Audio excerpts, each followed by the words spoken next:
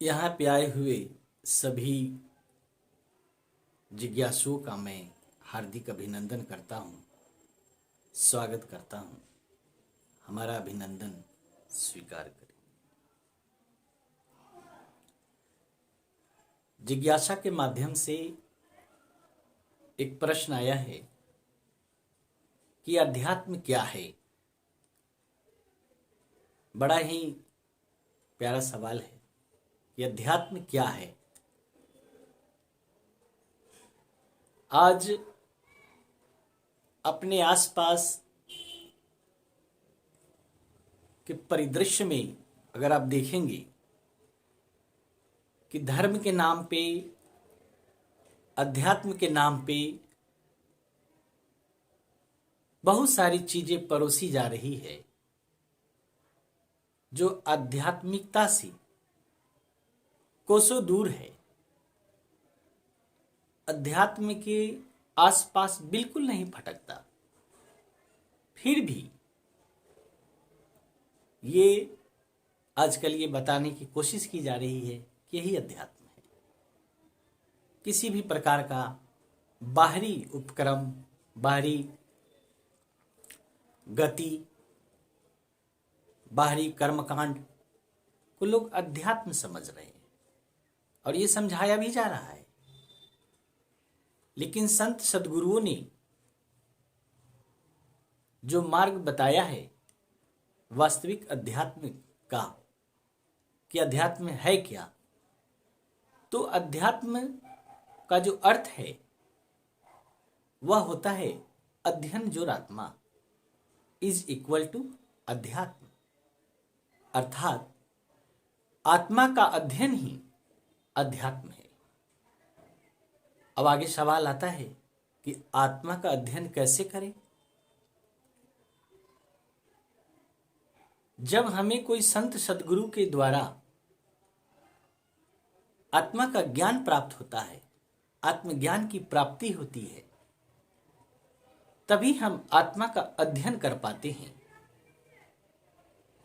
और फिर उस आत्मा के साथ एकाकार होते हैं, आत्मलीन होते हैं। तभी वास्तविक अध्यात्म का जो अनुभव है, जो अनुभूति है, वह हमें प्राप्त हो पाता है।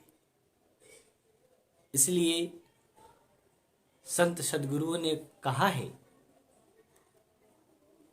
आत्मज्ञान बिना नर भटके, कोई मथुरा कोई काशी, घट में वस्तु है नहीं सूझे, बाहर खोजन जासी, अखिया हरि दर्शन को प्यासी। अर्थात आत्मज्ञान के बगैर हम अध्यात्म को नहीं जान सकते, या यूं कहें अध्यात्म का अर्थ ही होता है आत्मज्ञान की प्राप्ति, और यह स्वयं के प्रयास से संभव नहीं है। जब तक हम किसी आत्मज्ञानी संत सद्गुरु के शरण में नहीं जाती, तब तक हमें यह ज्ञान नहीं मिलता। जब हमें यह ज्ञान प्राप्त होता है, तब वास्तविक अध्यात्म का जो आध्यात्मिक अनुभूति है, आत्म अनुभूति है, वह हमें प्राप्त होता है। कुछ लोग यह समझते हैं कि जो आध्यात्मिक पुस्तकें हैं, धर्मशास्त्र हैं, महापुरुषों की वानियां हैं, जो लिपिबद्ध है, कहीं लिखी गई है, उसका अध्ययन करके हम आध्यात्मिक हो सकते हैं। परंतु यह उनका विचार बिल्कुल निरर्थक है, क्योंकि जिस तरह कोई व्यक्ति किसी मेडिकल साइंस के पुस्तकों को पढ़कर डॉक्टर नहीं बन सकता, उसके लिए किसी दक्ष डॉक्टर की शरण में जाना पड़ेगा। क्योंकि जो सैद्धांतिक बातें हैं वो पुस्तकों से हमें मिल सकती है, किताबें हमें जो सैद्धांतिक बातें हैं वो बता ही सकती है, लेकिन जो व्यवहारिक ज्ञान है, जो वास्तविक अनुभूति है, अनुभव गम्य ज्ञान है, वह हमें पुस्तकों से प्राप्त नहीं हो सकता। इसका कारण यह है कि पुस्तकों में जो बातें लिखी गई है उस शब्दों के माध्यम से अभिव्यक्त की गई है, लेकिन जो शब्द उसमें लिखे गए हैं उसके पीछे के भाव क्या है और भाव के पीछे अनुभव क्या है। इसलिए हमें थोड़ा यह जानने की जरूरत है कि शब्दार्थ और भावार्थ और गूढ़ार्थ तीनों में भेद है। शब्दार्थ अर्थात क्या? जब कोई लिखी हुई बातों का हम विश्लेषण करते हैं तो शब्दों के अर्थ, जिस भाषा का वो शब्द है उस भाषा के व्याकरण से हम अर्थ लगाते हैं। यह शब्दार्थ जानने के तरीके हैं। दूसरा स्तर है भावार्थ का। जो शब्द कहा गया है, जो शब्द लिखा गया है, उसके पीछे जो लिखने वाले व्यक्ति का जो भाव है वह क्या है, यह पता चलता है। लेकिन वह लिखने के पीछे, कहने के पीछे जो उसने अनुभव किया है, जो उसने अनुभूतियां प्राप्त की है, उसे गूढ़ार्थ कहते हैं। पुस्तकों को पढ़कर, पुस्तकों के अध्ययन से हम शब्दार्थ तो जान सकते हैं, कुछ हद तक भावार्थ भी जाना जा सकता है, लेकिन जो गूढ़ार्थ है वह बिल्कुल नहीं जाना जा सकता। क्योंकि गूढ़ार्थ तभी जान सकते हैं जब लिखने वाले ने जो अनुभूतियां प्राप्त की है उस अनुभूति को हम स्वयं जब तक प्राप्त नहीं कर लेते तब तक